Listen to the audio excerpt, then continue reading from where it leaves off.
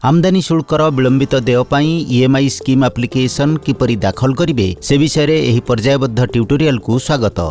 एही वीडियो रे आमे योग्य निर्माता आमदानीकारी माननकु पोर्टल रे EMI एप्लिकेशन फाइलिंग करिवार संपूर्ण प्रक्रिया विषय रे मार्गदर्शन करिवु।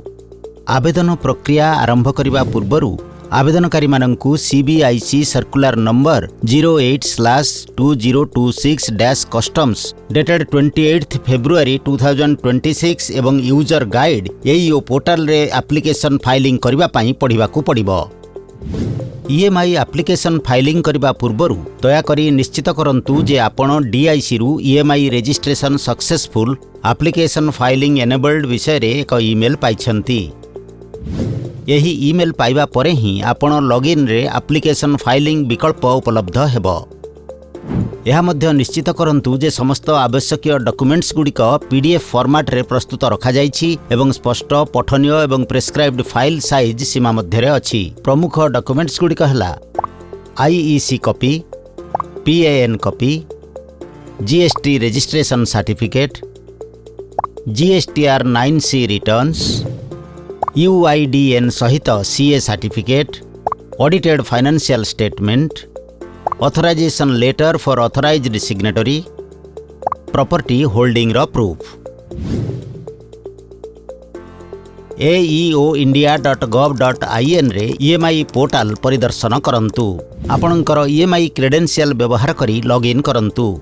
लॉगिन करिवा परे आपण EMI मॉड्यूल डैशबोर्ड देखिबे। आवेदन प्रक्रिया आरंभ करिया पई EMI मेनुरु EMI एप्लिकेशन फॉर्म चयन करंतु।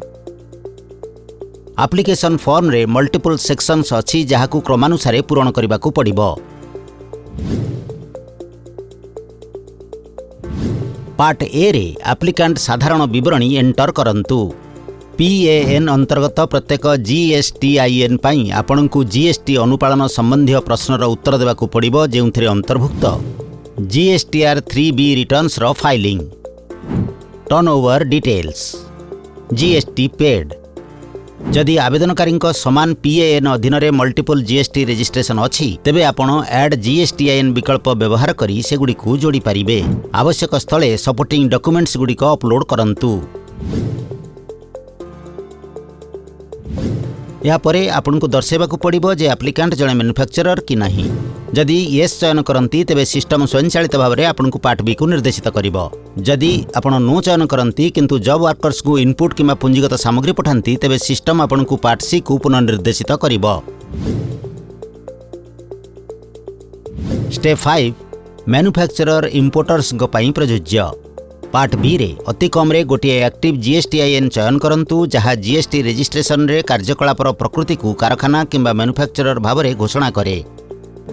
यह परे एड फैक्ट्री विकल्प व्यवहार करी समस्त मैन्युफैक्चरिंग यूनिट किंबा कारखानार विवरणी जोड़ंतु। उपयुक्त GSTIN अधीन रे प्रत्येक कारखानार संपूर्ण ठिकाना प्रदान करंतु। स्टेप 6 सही इंपोर्टर्स मानक पई प्रयोज्य जे माने जॉब वर्क पई सामग्री पठांती। पार्ट सी रे प्रदान करंतु गोटे GSTIN जे गत 2.5 वर्ष धरी ITC 04 रिटर्न दाखल करिछि। जॉब वर्करंकर GSTIN, जॉब वर्करंकर कारखानार विवरणी, समस्त विवरणी सठिक भाव में एंटर करा जायथिबा निश्चित करंतु। पार्ट डी रे एप्लिकेंट मानकू सेमानकर लीगल एवं फाइनेंशियल कंप्लायंस घोषणा करियाकू पड़िबो। निम्नलिखित सपोर्टिंग डॉक्यूमेंट गुडी को अपलोड करंतु। प्रेस्क्राइब्ड फॉर्मेट रे UDIN सहित CA सर्टिफिकेट, गत 2टी आर्थिक वर्षर ऑडिटेड फाइनेंशियल स्टेटमेंट।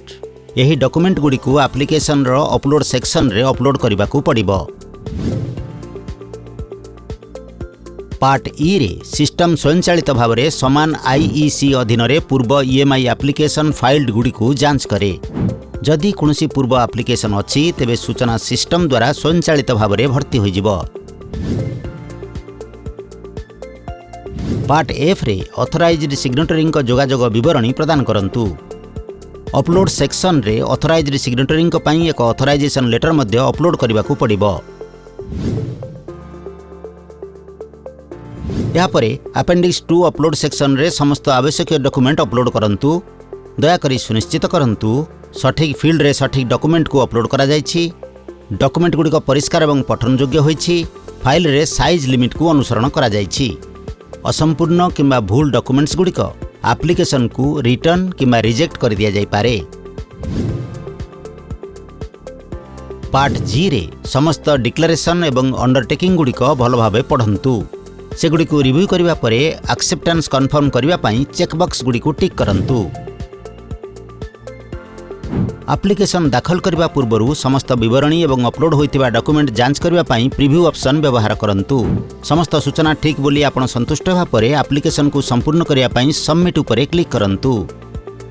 सफल भाव में दाखल हेबा परे एक एप्लिकेशन रेफरेंस नंबर सृष्टि हेबो।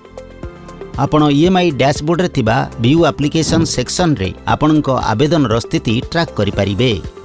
चूड़ांत निष्पत्ति आपणकु ईमेल माध्यम रे मध्य जणाई दिया जिवो।